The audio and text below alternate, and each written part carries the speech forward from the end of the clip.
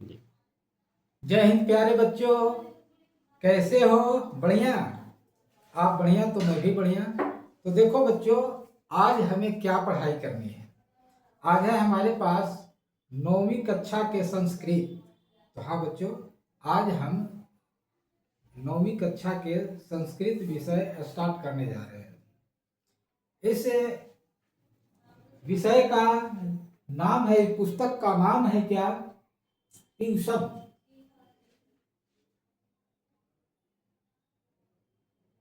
सही है, सही है। आप लिखिए लिखिए सर हो जाएगा। बुक का नाम है क्या? ट्यूशन।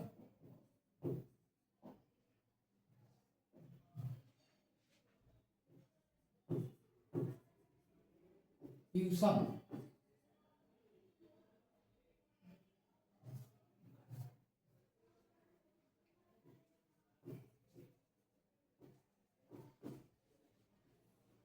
ट्यूशन भाग एक। ट्यूशन भाग एक है, ये 9वीं कक्षा का है। इसका अर्थ जो होता है, ट्यूशन का अर्थ देखिए होता है, ट्यूशन ट्यूशन का हम अर्थ देखेंगे इसको, तो इसका अर्थ होता है अमृत, अमृत या सुधा। तो बच्चों, ये जो पुस्तक है अपने आप में अमृत है। बहुत सारी ज्ञान की बातें इस पुस्तक में संकलित है, इसलिए इस पुस्तक का नाम ही ट्यूशन रखा गया है। इसमें ईश्वर की प्रार्थना है, ईश्वर से प्रार्थना किया गया है, उसको हम बता रहे हैं इस श्लोक के माध्यम से। जो भी है, उपनिषदा भगवत गीता चेति जीवनस्य अभ्युत्थानं विकसिता अमूल्य ग्रंथा। उपनिषद जो है, उपनिषद और भागवत गीता जीवन के उत्थान के लिए विकसित अमूल्य ग्रंथ है। उपनिषद और भागवत गीता जीवन के उत्थान के लिए विकसित अमूल्य ग्रंथ हैं। उपनिषद अनेकानां ऋषियां विचारान् प्रकटयन्ति।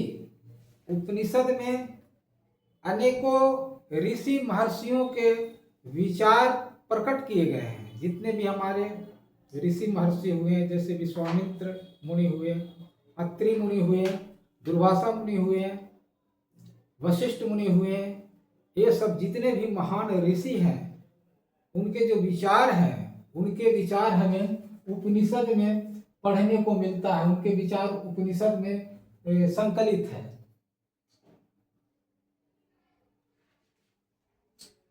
भगवत गीता तु केवलस्य जो योगेश्वर कृष्णस्य उभयमपि परमात्मा सर्वशक्ति संपन्ना दर्शिता। भगवत गीता में तो केवल भगवान कृष्ण के विचार प्रकट किए गए हैं।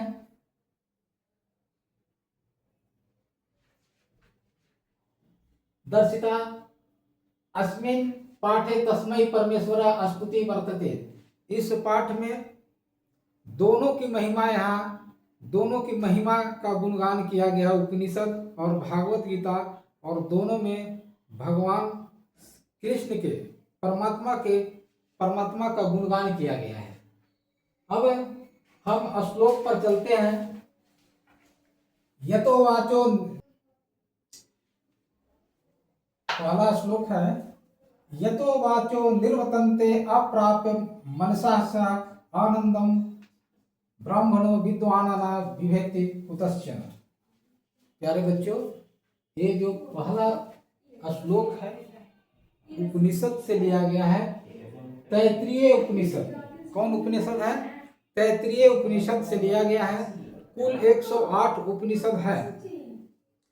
उन 108 उपनिषदों में से एक उपनिषद तैत्तिरीय उपनिषद है। उसी उपनिषद से इस श्लोक को लिया गया है। इसमें कहा गया है क्या समझाया गया है? यतो वाचो निर्वर्तन्ते अप्राप्य मनसा सा। जिस प्रकार से मन के सहमति के बिना मुख से वाणी नहीं निकलती है,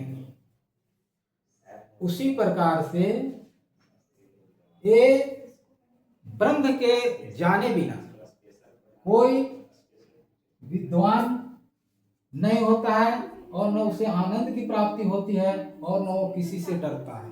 कहने का मतलब यह है कि जिस प्रकार से मुख के साथ देने से मुख से वाणी निकलती है, उसी प्रकार से ब्रह्म को जान लेने से क्या मनुष्य विद्वान हो जाता है, आनंदित हो जाता है और फिर वह किसी से डरता नहीं है। इसमें ब्रह्म के बारे में बताया गया। ब्रह्म यानी कि आत्मा का जो स्वरूप है, उस स्वरूप के बारे में बताया गया। आत्मा का जब स्वरूप, आत्मा के बारे में जब हमें जानकारी मिल जाती है, तो आत्मा के बारे में जब हम जान जाते हैं तो क्या होता है, विद्वता को प्राप्त हो जाती है, विद्वान आदमी बन जाता है, उसे आनंद की प्राप्ति होने लगती है और फिर वो किसी से डरता नहीं है। चलिए अगला श्लोक है, ये लिया गया तैत्तिरीय उपनिषद से। अस्तो मां सदगमया तमसो मां ज्योतिर्गमया मृत्यो मां अमृतम गमया। इस श्लोक का अर्थ क्या है? अस्तो मां सदगमया यानी कि असत्य से, हे प्रभु, इसमें ईश्वर की स्तुति किया गया है। स्तुति करते हुए बताया गया कि हे प्रभु, हमें असत्य से सत्य की ओर ले चले। अस्तो मां सदगमया, हमें असत्य से सत्य की ओर ले चले। तमसो मां ज्योतिर्गमया, तमसो यानी कि अंधकार, अंधकार से प्रकाश की ओर ले चलिए। मृत्यो मां अमृतम गमया, और मृत्यु से हमें अमरता की ओर ले चलिए। ये सांसारिक जो मोह माया है, इसमें जो भटके हुए हैं, बार बार जन्म लेना पड़ रहा है, ये जन्म मरण के चक्कर से मुझे छुट्टी करा दो प्रभु, और हमें मृत्यु से अमरता की ओर ले चले। यही इस श्लोक के माध्यम से बताया गया है। ये लिया गया है क्या? बृहदारण्यक उपनिषद से। अब हम आगे चलते हैं।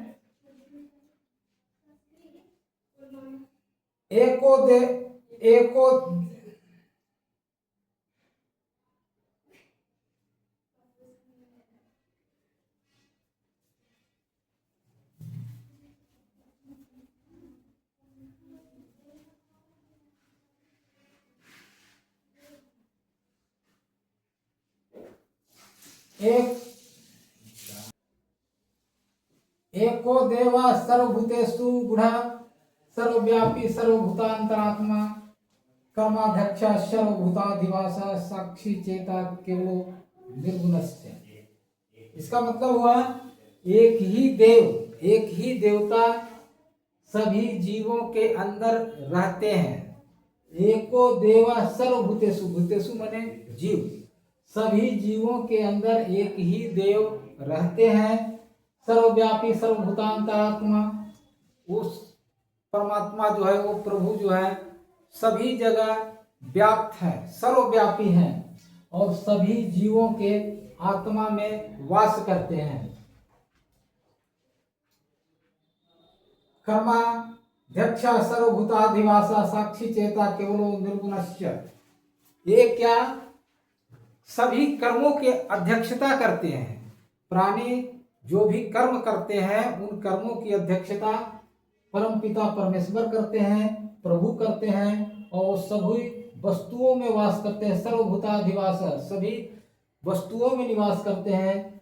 सभी साक्षी चेता केवलो निर्गुणा, और इसका साक्षी जो है, प्रमाण है, आत्मा है, जो जिसका रूप निर्गुण है, निर्गुण रूप है आत्मा का, और आत्मा ही साक्षी है कि प्रभु सभी जीवों के अंदर रहते हैं, सभी जीवों के हृदय में वास करते हैं।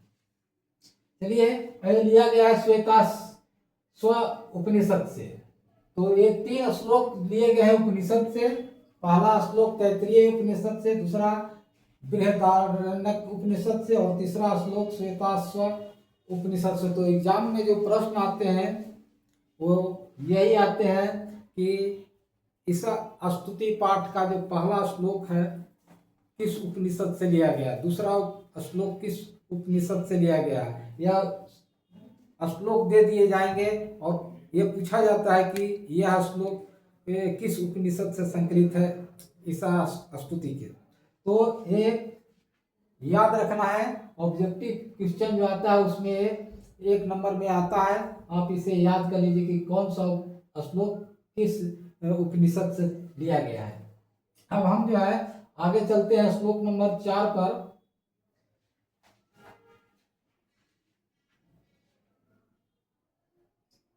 तमाधिदेव पुरुषः पुराणः तमस्य विश्वस्य परम निधानम वेदासी वेदम च परम च धाम तवया तर्तम विश्व मनंत रूप। इसमें भी ईश्वर की महिमा का गुणगान किया गया है। इसमें बताया गया है तुम ही देव हो, तुम ही देव हो, तुम ही पुरुष हो, तुम ही पुराण हो, तमस्य विश्वस्य परम निधानम, तुम ही विश्व के परम खजाना हो, तुम ही विश्व के परम खजाना हो, वेदासी वेदम च परम च धामा, और तुम ही क्या हो, परम धाम हो, सर्वश्रेष्ठ धाम हो। इस प्रकार से इस श्लोक में ईश्वर के महिमा का गुणगान किया गया है। अब हम अगला श्लोक देखते हैं।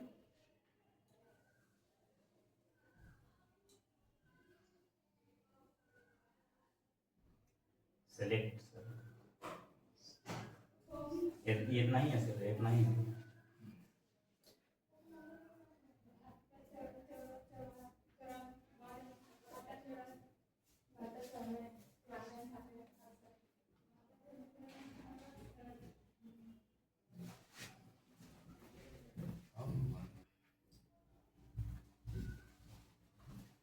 अब हम अंतिम श्लोक पर चलते हैं, अंतिम श्लोक को देखते हैं इसमें क्या कहा गया है।